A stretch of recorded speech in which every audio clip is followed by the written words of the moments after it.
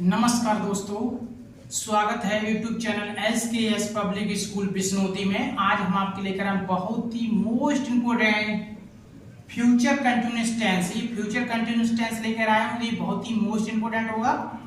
तो आइए देखते हैं फ्यूचर कंटिन्यूअस टेंस। आगे बढ़ने से पहले अभी तक आपने हमारे YouTube चैनल को सब्सक्राइब नहीं किया तो प्लीज YouTube चैनल को जरूर सब्सक्राइब करें, लाइक कमेंट शेयर भी करें। तो समझते हैं फ्यूचर कंटिन्यूअस टेंस। तो फ्यूचर कंटिन्यूअस टेंस जो है, इसकी फ्यूचर कंटिन्यूअस टेंस में क्या है, काल का ही भविष्य में काल का जारी होना है, लगातार होना। बताया जाता है वह खाना खा रहा होगा, वह कल खाना खा रहा होगा ना, तो काल का जारी हुआ ना। तो इसकी पहचान देखते हैं। पहचान है रहा होगा, क्या रहा होगा, रही होगी, रही होगी, रहे होंगे और रहा होगा, ये शब्द आते हैं। तो वहां पर क्या होता है, फ्यूचर कंटिन्यूअस टेंस होता है। नहीं, रहा होगा, रही होगी, रहे होंगे, रहा होगा, आज शब्द आते हैं, वहां पर फ्यूचर कंटिन्यूअस टेंस होता है। यानी जिन हिंदी वाक्यों के अंत में रहा होगा, रही होगी, रहे होंगे, रहा होगा, आज शब्द आए, वहां पर फ्यूचर कंटिन्यूअस टेंस कहते हैं। आइए अब समझते हैं एफर्मेटिव सेंटेंस, यानी साधारण स्वीकारात्मक वाक्य। तो समझते हैं एफर्मेटिव सेंटेंस। एफर्मेटिव सेंटेंस का रूल कहता है, रूल है हमारा आई भी कर्ताओं के साथ, आई भी कर्ताओं के साथ क्या लगाते हैं, शैल भी लगाते हैं। आई भी कर्ताओं के साथ क्या लगाएंगे, शैल भी। एक कहावत है कि आई भी कर्ता यानी आई भी दो है बैल, इनके साथ लगती है शैल, अन्य सभी को बिलबिलाने दो। तो इस कहावत को याद रखेंगे तो जरूर आप कभी भूल नहीं सकते हैं, यानी कभी भी भूल नहीं सकते। आई भी दो है बैल, इनके साथ लगती है शैल और अन्य सभी को बिलबिलाने दो, बोलते ना। तो इसको अगर कहावत याद में रखेंगे तो फ्यूचर में, भविष्य में कभी भी आप गलती नहीं कर सकते हैं। तो ये नहीं बता सकते कि मतलब आई भी के साथ क्या लगेगा, है अन्य सभी को बिलबिलाने दो। बिलबिलाने का मतलब है बिल लगेगा, लगेगा ना।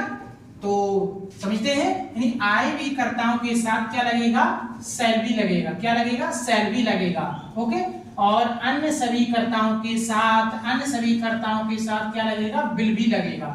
अन्य सभी कर्ताओं के साथ क्या लगेगा, बिल भी लगेगा।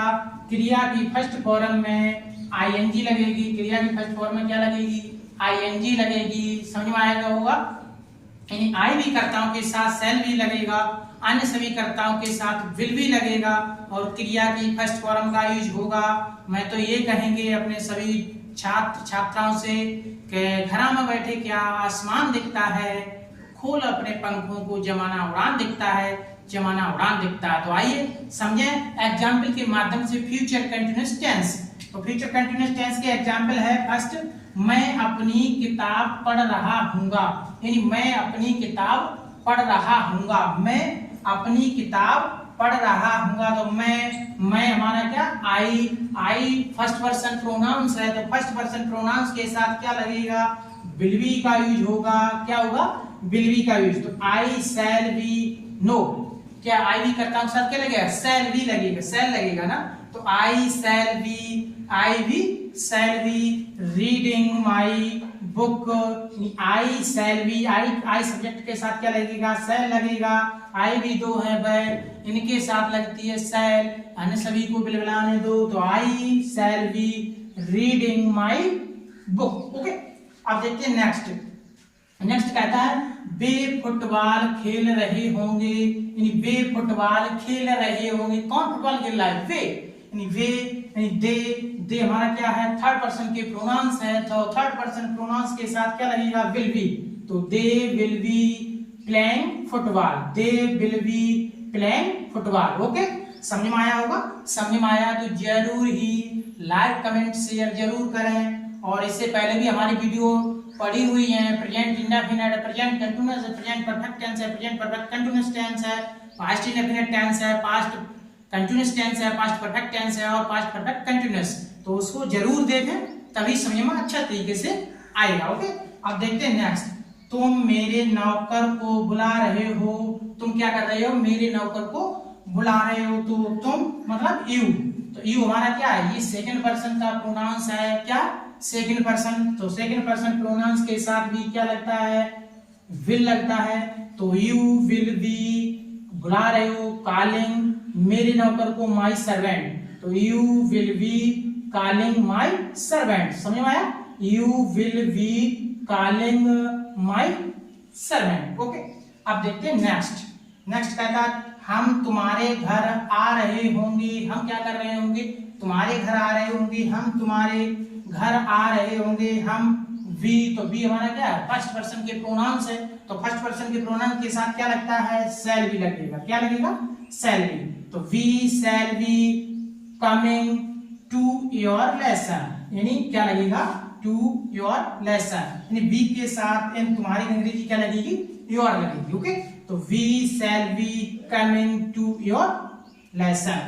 अब देखते हैं नेक्स्ट, गाय घास चर रही होगी, गाय घास चर रही होगी, तो गाय द काव, तो द काव के साथ क्या लगेगा, विल बी, ये भी थर्ड पर्सन प्रोनाउंस है।